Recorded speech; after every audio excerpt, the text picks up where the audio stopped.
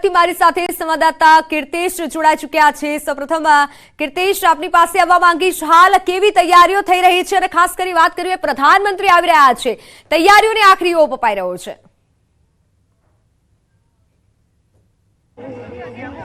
बिल्कुल देशना सौथी शक्तिशाળી नेता गणाता देशना वडाप्रधान नरेंद्र मोदी सूरतना आंगणे आवे ने सूरतना સુરતીઓ તેમનું સ્વાગત ના કરે તેવું બની ના શકે। દ્રશ્ય સીધા જોઈ શકાય છે સુરતના મગદલા 4 રસ્તા કે જ્યાં પહેલો પોઈન્ટ બનાવવામાં આવ્યો છે। એરપોર્ટ ખાતે ઉતરાયણ બાદ ટર્મિનલ બિલ્ડિંગનું ઉદ્ઘાટન કરશે અને ત્યારબાદ હીરાબુજ જવા દેશના વડાપ્રધાન નીકળશે ત્યારે તેમનું સ્વાગત કરવા માટે તમામ તૈયારીઓને આખરી ઓપ આપી દેવામાં આવ્યો છે। યુવા હૈયાઓ સૌથી વધુ પહોંચ્યા છે। યુવાઓમાં દેશના વડાપ્રધાનના સ્વાગત માટેની તૈયારીનો થનગનાટ છે।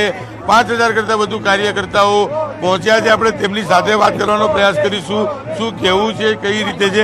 સૌપ્રથમ આપણે આગેવાનો છે અશોકભાઈ, શું કહેશો તૈયારીઓને લઈને? જી નમસ્કાર।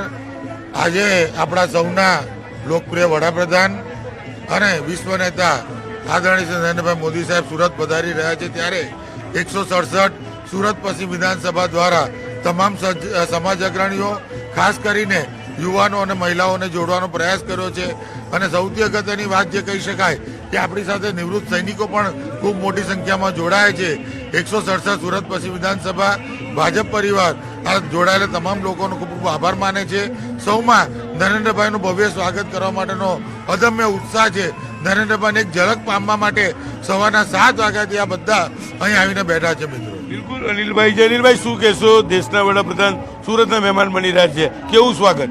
સૌથી પહેલાં તો ગુજરાતના જ્યારે મુખ્યમંત્રી ત્યારે સુરત એમનો ખૂબ પ્રેમ હતો અને સુરતમાં આ વિમાનને એરપોર્ટને ચાલુ કરવા માટે પણ સુરતના ઘણા એનો પ્રયત્ન કર્યો અને જે રીતે હાલમાં સુરતનો જે વિકાસ માટે તેઓ સપોર્ટ કરી રહ્યા છે અને જે રીતે નવા એરપોર્ટ અને સાથે નવી કનેક્ટિવિટી જે ઇન્ટરેસ્ટ મળવાની છે એ મને સુરતના લોકો ખૂબ ખુશ છે અને મને આનંદ છે કે હવે ખરેખર સુરત હીરા આ ઉદ્યોગ છે ખૂબ આગળ વધશે અને સુરતનું ખૂબ ગ્રોથ થશે આગળ એવું લાગી રહ્યું છે। આ તબક્કે નરેન્દ્રભાઈ મોદીનો અમે ખૂબ હાર્દિક સ્વાગત કરીએ છીએ અને ખૂબ ખૂબ એમનો આભાર માનીએ છીએ। બિલકુલ યુવાનો પહોંચ્યા છે સ્વાગત માટે, તેમની સાથે વાત કરવાનો પ્રયાસ કરીશું। શું કહેશો ભાઈ, સ્વાગત માટે પહોંચ્યા છો? સ્વાગત માટે પહોંચ્યા છે। હમણાં ગર્વની વાત છે કે મોદી આપણે સુરતમાં ડાયમંડ બ્રુસની ઓપનિંગ કરવા આવે છે અને સુરતનું ગર્વની વાત છે કે એક ઇન્ટરનેશનલ એરપોર્ટ બી બન્યું છે। આવી રીતે પ્રોજેક્ટ ચાલતા રહે ને મોદી સાહેબ આવતા રહી સુરત। બિલકુલ યુવાનો માંગી રહ્યા છે વિકાસના પ્રોજેક્ટો ચાલતા રહે ને દેશના વડાપ્રધાન આ જ પ્રકારે સુરત આવતા રહે। જે પ્રકારના દ્રશ્યો છે લોકોમાં ચોક્કસ ઉત્સાહ છે, મોટી સંખ્યામાં લોકો પહોંચ્યા છે, મહિલાઓ પહોંચી છે ત્યારે કહી શકાય કે સૌથી વધારે સ્વાગત માટે વૃદ્ધો પણ અહીંયા પહોંચ્યા છે। ઘણી બધી મહિલાઓ છે, તેમની સાથે વાત કરવાનો પ્રયાસ કરીશું, શું કહેવું છે કે કયા પ્રકારની તૈયારી છે। કાર્યકર્તા મહિલાઓ પણ પહોંચી છે ત્યારે તેમની સાથે વાત કરવાનો પ્રયાસ કરીશું, શું કહેશો, કેવી રીતના છો? એક કાકા પહોંચ્યા છે, કાકા આપનું નામ? પ્રશાંત શાહ। પ્રશાંતભાઈ, દેશના વડાપ્રધાન આવી રહ્યા છે, સ્વાગત માટે આવ્યા છો, શું કહેશો?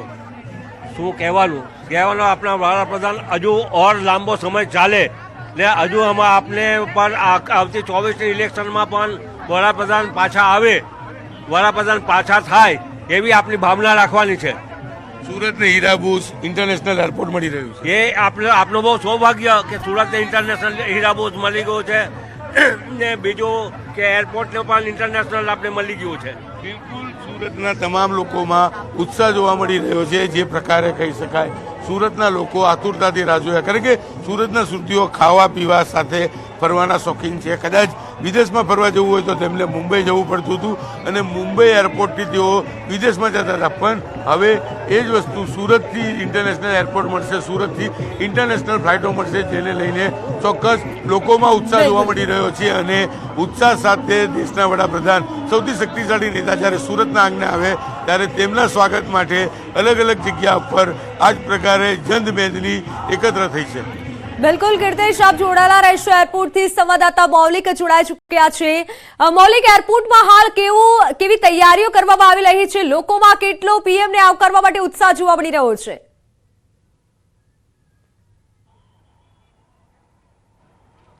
મિત્તલ, પ્રધાનમંત્રી નરેન્દ્ર મોદીના આજના કાર્યક્રમ વિશેની વાત કરીએ તે પહેલાં આજના દિવસમાં સુરતના માટે ખૂબ જ મહત્ત્વનું બની રહેશે, કારણ કે સૌથી પહેલાં ઇન્ટરનેશનલ એરપોર્ટ જે છે તેનું ઉદ્ઘાટન કરવા માટે તેઓ 10:30 વાગે આવશે અને ત્યારબાદ 11 વાગે ડાયમંડ બુર્જ જે છે તેનું ઉદ્ઘાટન કરશે. પરંતુ 12 વાગ્યાના સુમારે તેઓ અહીંથી પરત થઈ અને સીધા વારાણસી પહોંચશે, તેમના મતક્ષેત્ર વિસ્તારમાં પહોંચશે. અને મહત્ત્વનું છે કે આજનો જે આ કાર્યક્રમ છે, બે મહત્ત્વના કાર્યક્રમ એટલા માટે કહી શકાય કારણ કે ડ્રીમ સિટી તરીકે જાણીતું અને ડાયમંડ સિટી તરીકે જાણીતું આ સુરત જે છે તેના દ્રશ્યો બતાવવા માંગીશ કે જે રીતે અહીંયા 10:30 વાગ્યા બાદ જે રીતે ઇન્ટરનેશનલ એરપોર્ટનું ઉદ્ઘાટન કરી અને આ જે ડાયમંડ સિટી તરીકે ડાયમંડ બુર્જનું ઉદ્ઘાટન કરવા માટે અહીંયા આવશે, તો બહુ લોકો માટે મહત્ત્વનું એટલા માટે માની શકાય છે કે જે વિશ્વ ફલક ઉપર કહી શકાય કે કોર્પોરેટ હબ બનાવવામાં આવ્યું છે કે જ્યાં આગળ તમામ લોકો જે છે એક સાથે ઇન્ટરનેટ કનેક્ટિવિટી સાથે લગભગ 67,000 વેપારીઓ જે છે એક સાથે કોર્પોરેટ ઓફિસ બનાવી અને વિશ્વ જગતમાં ક્યાંય પણ ડાયમંડ જે છે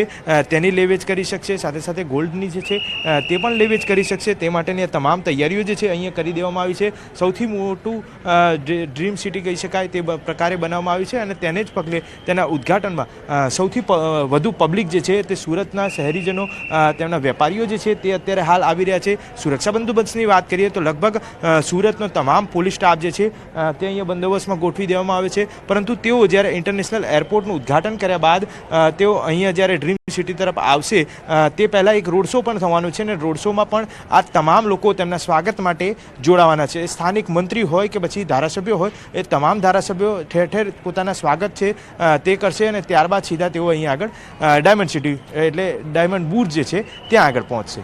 બિલકુલ મૌલિક અને કીર્તેશ, આપ બંનેનો આભાર સમગ્ર માહિતી બદલ. તો આજની વાત કરવામાં આવે, પીએમ હવે જ્યારે સુરત આવશે ત્યારે અનેક લોકો પીએમને આવકારવા માટે તૈયાર છે, ઉત્સાહ જોવા મળી રહ્યો છે. સુરત એરપોર્ટ ખાતે પણ એ જ પ્રમાણેનો ઉત્સાહ જોવા મળી રહ્યો છે. તૈયારીઓ કરવામાં આવી રહી છે. 6 પોઈન્ટ ઉપર પીએમનું ભવ્ય સ્વાગત કરવામાં આવશે. પીએમના સ્વાગત માટે સુરતમાં અત્યારે ભવ્ય તૈયારીઓ થઈ રહી છે.